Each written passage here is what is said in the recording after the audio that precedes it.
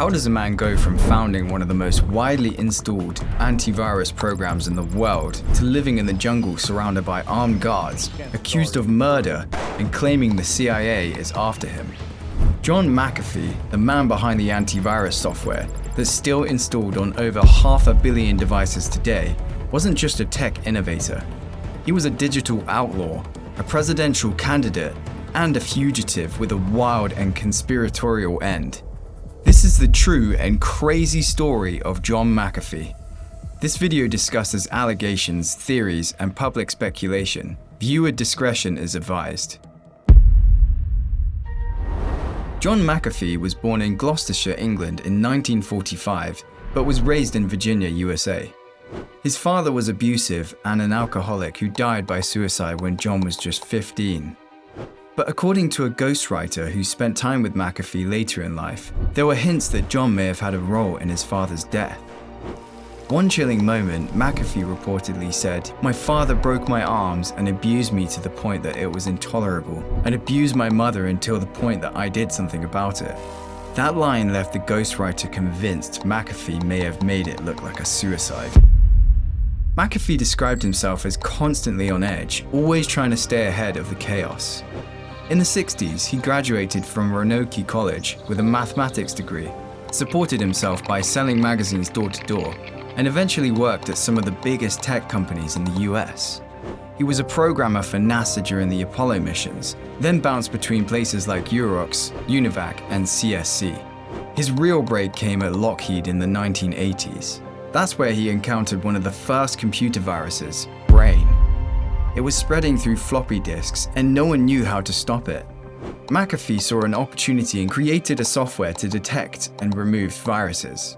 He uploaded it to online forums and let people try it for free, asking them to pay only if it worked. That shareware model was revolutionary. In 1987, he officially launched McAfee Associates. The business exploded. But McAfee didn't just rely on good software. He leaned into aggressive, fear-based marketing.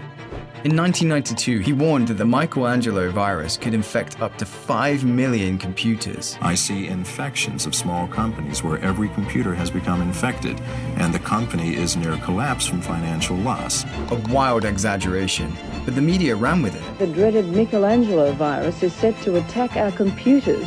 And sales soared. By 1992, the company went public. 2 years later, McAfee cashed out, walking away with roughly $100 million.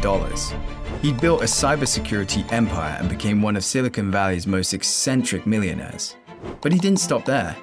After leaving the company, McAfee threw himself into strange ventures, a herbal antibiotic lab in the jungle, a privacy-focused tech device called the Decentral Box, and an early instant messaging app. None succeeded. But they weren't meant to. McAfee had already made his fortune. However, his life was about to turn into one of the wildest downfalls tech has ever seen. But remember, this guy's name is printed on antivirus software used on millions of computers around the world. By the late 2000s, McAfee's fortune had dwindled thanks to the financial crash and some very questionable investments. So he moved to Belize, buying property in the jungle and building a compound with guards, dogs, and surveillance. He claimed to be researching natural medicine. Locals said otherwise.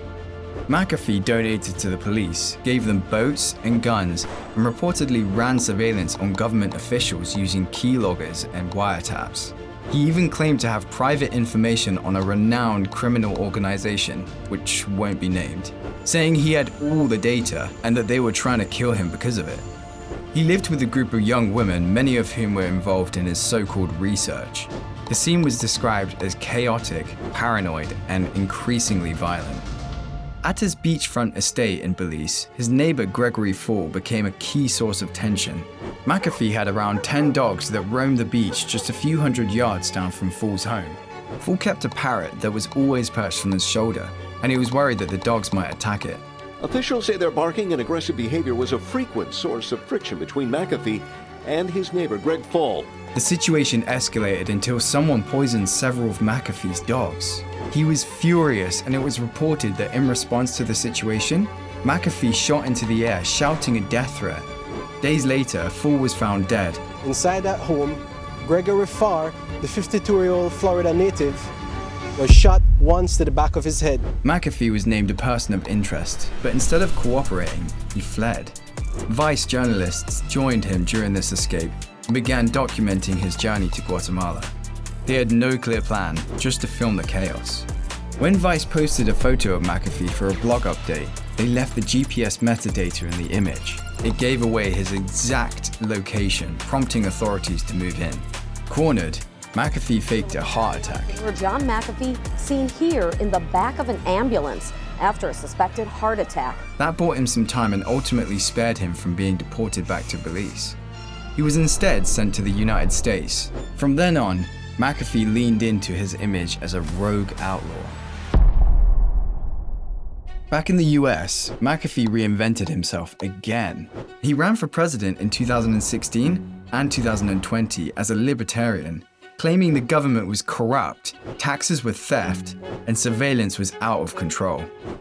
He told the public that he hadn't paid taxes in years. I have not paid taxes in 10 years. And wasn't going to start. After those campaigns, McAfee went off the grid again. He said he couldn't set foot in any country that might extradite him to the US for tax charges. So he boarded a yacht he claimed to have bought from the real-life Wolf of Wall Street. It was stocked with weapons, guarded by ex-military, and outfitted with bulletproof hulls. He and his wife Janice, plus a few armed bodyguards, set sail through the Caribbean. On board, things got more chaotic. McAfee was allegedly abusing synthetic drugs, leading to increasingly paranoid and dangerous behavior. Guards on board described him behaving erratically, firing guns inside the boat without warning, and at times, crew members were so afraid they hid. Meanwhile, Janice revealed that a criminal organization approached her, pressuring her to poison John. She was given the substance and told to spike his food, but she refused, instead disposing of the poison. She later told McAfee, who became even more paranoid and convinced that both government agencies and criminal organizations were out to get him. McAfee stayed on the move. He continued tweeting provocative statements and promoting cryptocurrency. How cryptocurrency can free us from the oppression of corrupt governments. He claimed to have dirt on powerful political figures and threatened to release incriminating documents. He said he had the ability to hack into almost any system, and even suggested that he had spying tools that let him eavesdrop on world leaders. Eventually, Spanish authorities arrested him on behalf of the US for tax evasion. On June 23, 2021, just hours after Spain approved its extradition, John McAfee was found dead in his prison cell. John McAfee found dead today in a prison cell in Spain. Authorities ruled it a suicide.